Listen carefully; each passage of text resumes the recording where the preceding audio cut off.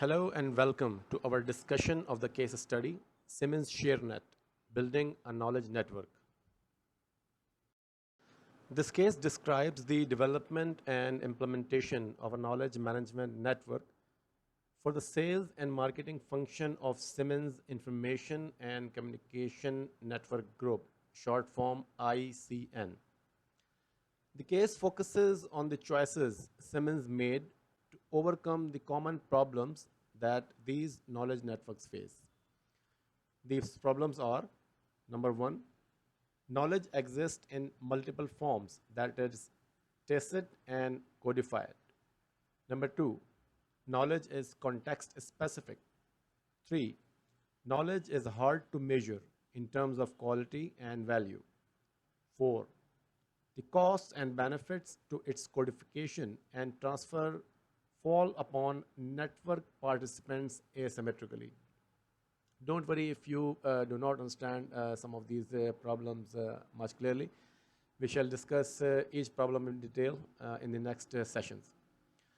So Siemens solves these problems using some innovative network design choices. These choices created incentives for participants to contribute to and use the network. Later on, I shall call this network as KM network, where KM stands for knowledge management. So whenever I say ShareNet or when I say KM network, I am referring to the same. These choices provided an architecture through which contributions of the participants could be captured and utilized, maximizing their value to the organization. The case also describes the mechanism by which Siemens bootstrapped the network. Bootstrapping usually refers to a self-starting process that is supposed to proceed without external input. That is, you make something self-sustaining. This bootstrapping was important because the network has no value without a critical mass of users and content. By mid of 2002, 4 years after the development of this KM network, Siemens network had more than 19,000 subscribers. That was close to 100% participation. Over 20,000 knowledge objects. A knowledge object referred to a piece of codified knowledge. So over 20,000 knowledge objects were deposited in this system. And between 100 to 200 urgent requests were being answered each month by using this KM network. These urgent requests were problems that participants broadcasted to the network. In 2001, this network helped winning or executing 27 contracts. These contracts worth 120 million euros. In sum, it was one of the most successful of its type. This network won several independent awards. In July 2002, the industry was going through a severe downturn. Siemens was closely scrutinizing its corporate expenses. As such, this KM network called ShareNet had to justify its existence. This was a tough proposition given that measuring the benefits of such networks is a difficult task. One solution was that the 5 Siemens divisions using the ShareNet should be charged a per subscriber fee. Some people thought that it is not a good idea because some divisions may opt and the overall value of the network would decrease. The challenge, therefore, was to articulate the benefits of the ShareNet network by clearly showing how it creates value for the firm. ShareNet also used an incentive scheme in which shares were awarded to the participants who contributed to the ShareNet. These shares could be redeemed for rewards. In December 2002, Siemens started a major cost-cutting program. Under this program, Siemens was thinking of abolishing this incentive scheme. At that time, no shares had yet been redeemed. Hence, a proposal was made in which, rather than providing cash in shares for rewards, the contributors with top share wins were given recognition. After the proposal was implemented, the network contributions declined by 60 to 90%. This showed that it is very important for any organization using knowledge management networks to understand three things. First, the critical elements of our knowledge networks design. Two, the choices that can be made in each of these elements. And three, how these choices fit together to create value. Following are the teaching objectives of this case. First objective is to examine the challenges that developing a knowledge management network presents to the firms. Number two, to understand a set of network design decisions that can overcome these challenges. Three, to examine the process of designing and implementing a knowledge management network. Four, to explore how the economic benefits of knowledge management networks can be measured. Following are the suggested assignment questions for this case study. We are going through a deep case analysis, and during this case analysis, we are going to explore the answers to each of these questions. The first question is, what are the difficulties associated with developing knowledge management networks? Why are such efforts hard to realize? Question number two, what has made ShareNet so successful? What are the biggest challenges it faces going forward? How should these be addressed?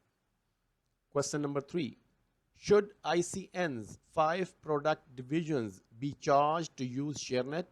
Why and why not? So now let's begin the analysis of the case and discover the answers to these assignment questions one by one. Before we start the analysis of this case, we should distinguish between two important terms. The first term is a knowledge management system, and the second term is the knowledge management network. A knowledge management system is purely a combination of the hardware and software. On the other hand, a knowledge management network includes the people, processes, and structures that design, manage, and use the system. It is very important for us that we keep this distinction between these two terms, because it will help us understand many of the things that we discuss later on. We shall divide the case analysis into three parts. In the first part, we shall examine the challenges associated with developing knowledge management networks in general. In the second part, we shall explore Siemens network design. In this network, we shall pay particular attention to three things: the architecture for participation, the incentive structure, and the process through which the network was designed and implemented. In the third part of our case analysis, we shall discuss two issues that ShareNet managers faced during 2002. First, whether to charge product divisions a per user fee. Two, whether to withdraw the network's incentive scheme. So why is knowledge management is so hard? This is because the successful design of any knowledge management network, also called KM network, must address 4 classes of problems. The first problem is that the KM network must allow the capture and transfer of multiple types of knowledge. This is important because knowledge exists in multiple forms. Two most common types of knowledge are explicit and tacit knowledge. Explicit knowledge is codified knowledge, that is knowledge which is transmittable in formal systematic language. Tacit knowledge is highly experiential. Tacit knowledge is transmittable only via training, coaching, or other verbal interactions. We need to capture both types of knowledge because not all knowledge can be codified. It is possible that an attempt to codify all knowledge may either not be desirable or cost efficient. Therefore, a successful KM network must address both types of knowledge.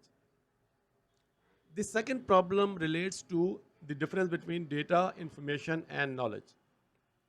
In simple words, data consists of raw observation and measurements, while information is data that has a context and meaning.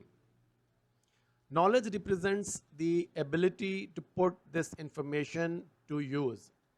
In other words, we can say that knowledge tries to answer the question of how to. A KM network can include a variety of information such as reports, presentation, charts, spreadsheets, and other written documents. However, without a process that can extract useful aspects of these documents, this information cannot be converted into knowledge. The third problem is the free rider phenomena. Often, users of KM networks use this network to obtain the benefits it provides. However, the same users decline to take part in the efforts and costs involved in the operation of a KM network. A successful design of a KM network provides incentives for users to both participate and contribute to the work of the KM network. These incentives can be of two types. First, rewards for participation, and rewards or punishment for non-participation. The fourth problem is scaling of a KM network. A KM network provides value when there is a critical mass of users and content. A KM network that achieves critical mass of users and content can become self-sustaining and grow very quickly. However, there is one condition for this scalability. Each new member of this KM network must make the network more valuable to everyone. When that happens, the users of the KM network are encouraged to increase their usage of KM network, and this increased usage can attract more users. This case highlights the process through which the ShareNet was scaled up to reach the critical mass. Now let's discuss some of the Siemens network design choices. To overcome the problems that we just discussed earlier, Siemens made a series of network design choices. These design choices related to four critical elements that any KM network must address. First, providing an architecture for participation. Two, creating incentives for participation. Three, establishing mechanisms for selection. Four, establishing mechanisms for integration. So let's first discuss the first element, that is providing an architecture for participation. Siemens ensured that ShareNet architecture captured different types of knowledge. These types of knowledge included both explicit and tacit knowledge that we discussed earlier. Siemens believed that these two types of knowledge together were required in order for true knowledge sharing. Siemens ensured that whatever knowledge was captured was actually knowledge and not just information or data. To achieve this objective of knowledge capture, that is capturing both types of knowledge, Siemens divided the ShareNet system into several discrete parts. Besides various parts this system was divided into, the two parts were very important. The first was the knowledge objects, and the second was the urgent requests. A knowledge object included knowledge that could be codified in either written or graphical form.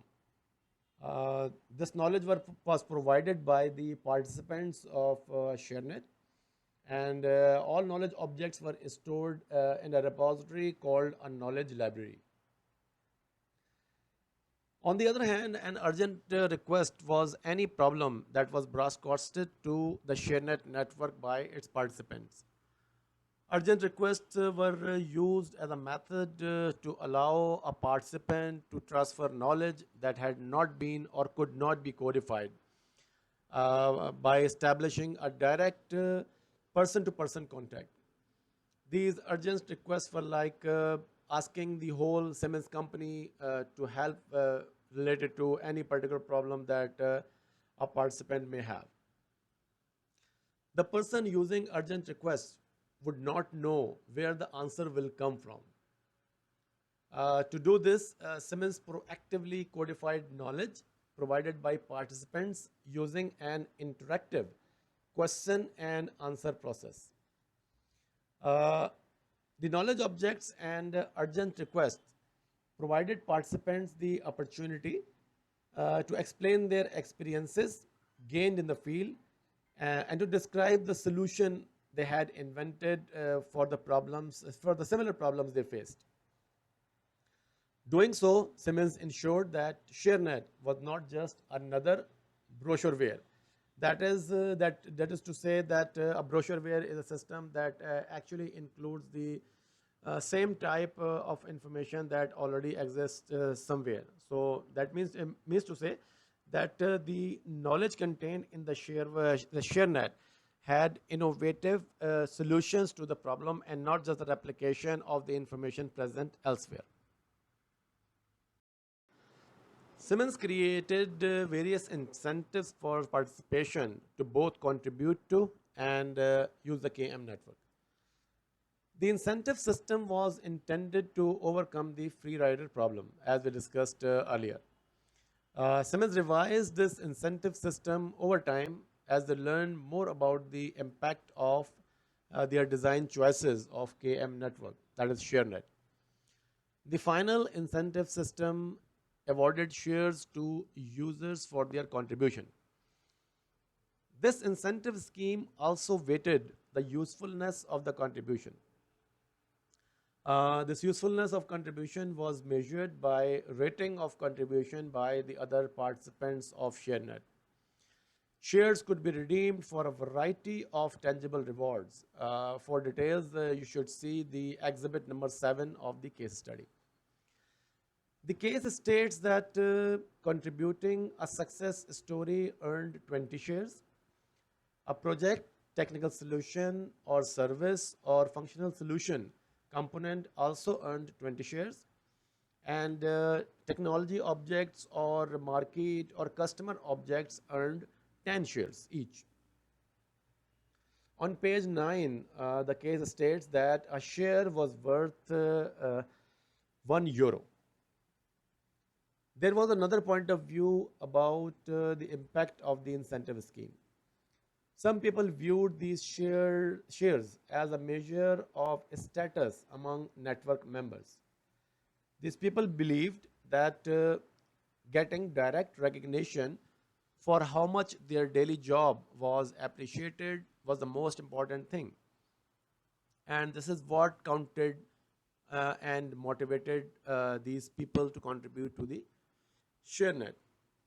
The page 12 of case states that 300 users were in reach of an award, but surprisingly, no one redeemed any share for prizes. This observation was critical to a subsequent decision to change the system. Siemens also established mechanisms for selecting various knowledge contributions and then integrating these contributions to develop an innovative solution. For example, when an urgent request was posted, several replies were received. However, it would be the seeker of knowledge who must integrate the knowledge from the network to develop a solution. The person issuing the urgent request looked at these replies and identified the best solution to his or her problem. Similarly, a knowledge seeker could search the knowledge library for useful knowledge objects but the selection again is made by the knowledge seeker. Siemens provided some resources to help knowledge seekers effectively select and integrate knowledge into solutions. For example, ShareNet assigned a global editor to monitor the quality of various knowledge objects. This editor analyzed all submitted objects and rejected any object that was below a minimum quality standard. This editor also edited the content of these knowledge objects to make them more reusable and increase their value for potential users. Finally, this editor frequently checked the ShareNet library to identify overlapping objects on the same issue or topic. On page number 7, the case states that the editor had the rights to decide which objects were the best. The editor then kept those objects and discarded the rest. Another important issue in the design of ShareNet was the process through which Siemens would make various design choices and implement the network. In this regard, Siemens implemented two critical features. First, Siemens directly involved the users that were likely to depend on the network the most. Second, Siemens adopted a set of strategies in order to bootstrap the network. Remember, we discussed bootstrapping of the network in earlier sessions as well. Using bootstrapping, Siemens was able to achieve the critical mass of users and content in order to make the KM network self-sustaining. Users that were likely to depend on the network the most were those in remote overseas locations where there was no local network that could provide them all the knowledge they need to resolve the problems they faced. ShareNet managers selected these users and enrolled them for development and testing of early KM network prototypes. To bootstrap the network, Siemens implemented various strategies. These strategies included, number one, running conferences in local countries to promote initial usage and contributions to ShareNet. Two, recruiting a well-connected and experienced team that could resolve the requests of these initial users using their personal networks. Three, establishing a ShareNet manager in each country to promote continued usage of ShareNet. Now, these conferences were a particularly effective way of demonstrating the value of the ShareNet to the users. And when we say users, we are referring to the users at the remote locations. The page number 6 of the case states that the core ShareNet team used their personal networks of contacts to find solutions to posted urgent requests. The ShareNet country manager nominated in each country promoted the continued usage of the ShareNet network. This manager played the role of mentor, coach, and supervisor to the local users in that country. The manager also encouraged users to contribute completed projects and to read the ShareNet network regularly. Now let's come to the final assignment question of this case study, where Siemens has to make a very important decision.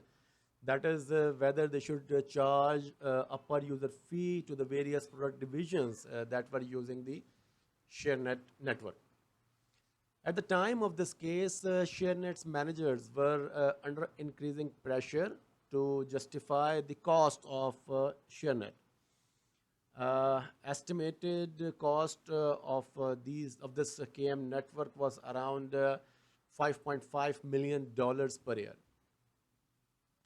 One way to do this would be to charge the 5 product divisions a per user fee for each person that subscribed to the ShareNet network.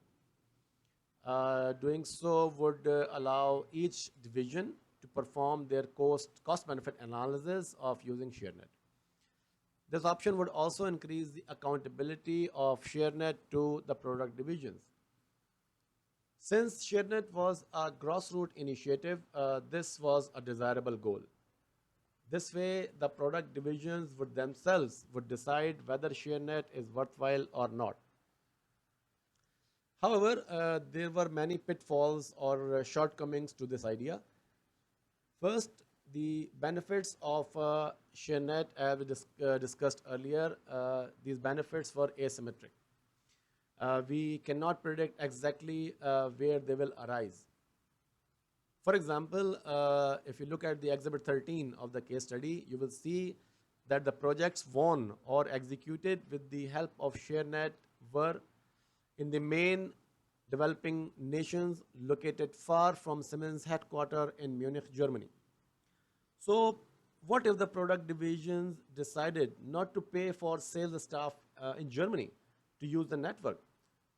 Because these staff did not benefit from it. So clearly, if this happens, the network as a whole would suffer. Second, if a division decides not to use ShareNet, the price of using ShareNet would have to increase for the remaining divisions that decide to use the ShareNet. That means there would be increased probability that these divisions would also withdraw from using ShareNet because the cost of using the same network has increased. Finally, there is a strong argument that at this early stage in the ShareNet development, the value of the ShareNet network cannot be determined accurately, or we can say precisely. Hence, Siemens cannot decide the price of using ShareNet. The proponents of this argument believe that cost of using ShareNet should be considered as a corporate expense.